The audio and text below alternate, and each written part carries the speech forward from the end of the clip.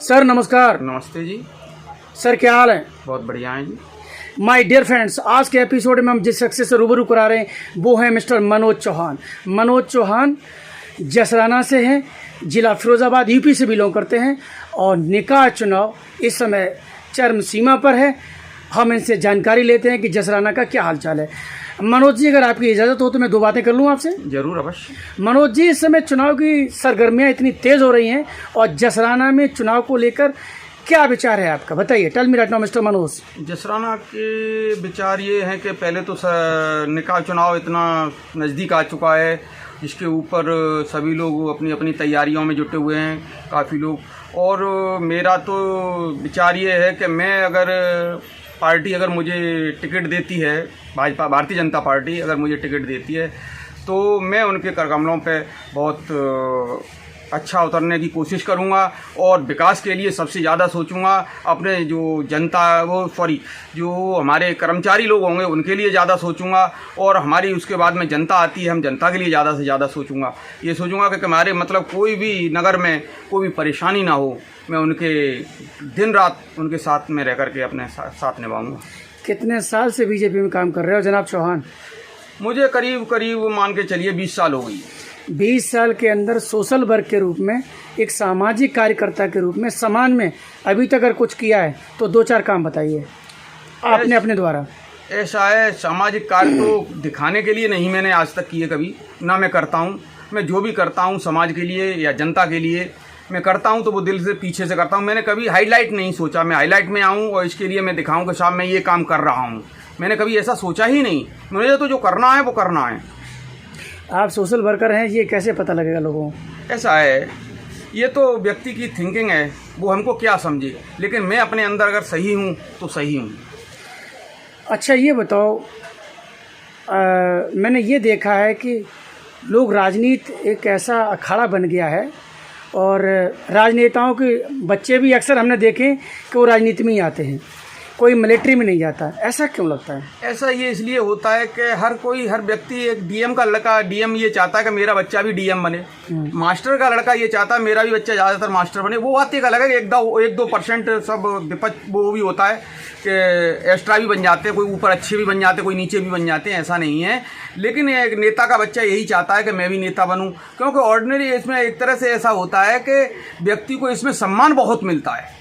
आदमी सम्मान के खातिर और कुछ तो अपने इसलिए जाते हैं कि इसमें सम्मान मिले, कुछ जाते हैं कुछ मुझे पैसा ज़्यादा मिले।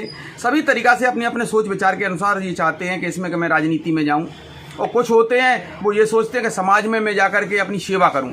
तो मेरा तो यही कर्तव्य है कि मैं समाज में सिर्फ अपनी सेवा करूं और मुझे किसी चीज़ से कोई मतलब नहीं है। नगर पालिका जसराना के अंदर स्वास्थ्य, शिक्षा, सफाई, इसको लेकर आपकी क्या प्रतिक्रिया है, बताइए। स्वास्थ्य के मामले में तो कुल मिलाकर ठीक है, स्वास्थ्य विभाग बढ़िया कर रहा है। और शिक्षा भी हमारे जसराने में सभी योग्य टीचर हैं, सभी स्कूल भी बहुत बढ़िया हैं। और हमारे प्राथमिक विद्यालय हमारे बगल में बहुत ही उसमें योग्य टीचर हैं, अच्छा पढ़ाते हैं, अच्छा बच्चों के साथ में बर्ताव करते हैं। और रही बात सफाई की, तो सफाई तो कुल मिला के ठीक है, लेकिन पूर्णतः 100% नहीं कह सकते।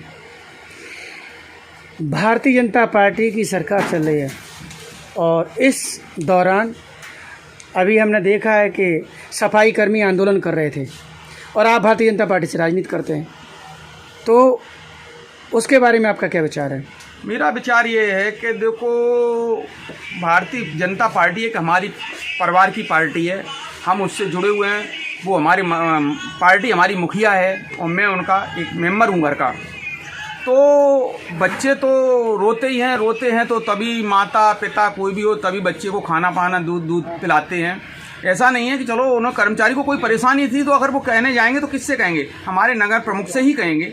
उन्होंने कहा, हमारे नगर प्रमुख ने सुना, उन लोगों के भाई विचार मिल गए और विचार मिले तो उन लोगों को भाई सहमति हो गई, हड़ताल समाप्त कर दी गई। वैसे हमारे ठीक हैं, हमारी पार्टी अच्छा कर रही है, बहुत अच्छा बिलोंग कर रही है। इससे कोई मतलब नहीं है कि कौन क्या कर रहा है क्या नहीं कर रहा है, लेकिन हमारे नेताजी बढ़िया कर रहे हैं। और मैं भी यही सोच रहा हूँ कि आगे मैं भी अगर पार्टी से अगर मुझे टिकट मिलती है तो मैं योगी जी, माननीय योगी जी और माननीय श्री प्रधानमंत्री नरेंद्र मोदी जी के कर कमलों के द्वारा अगर मैं 1% भी उनके प्रति अगर सही चल गया तो मैं इस नगर का बहुत अच्छा विकास करूँगा।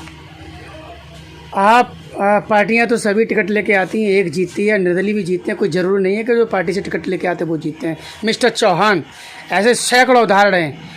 400 लोग टिकट लेके 403 लड़े थे, ठीक है, तो उसमें सब नहीं जीत गए थे, हर पार्टी से, चाहे वो भाजपा हो, चाहे कांग्रेस हो, चाहे वो सपा हो। जो आदमी की व्यक्तिगत छवि होती है, जो उसका व्यवहार होता है, जो लोगों में उसने काम किया होता है, वो उसका आईना होता है। उसके ऊपर उस पर लोग विश्वास करते हैं और लोग उसके ऊपर दाव लगाते हैं।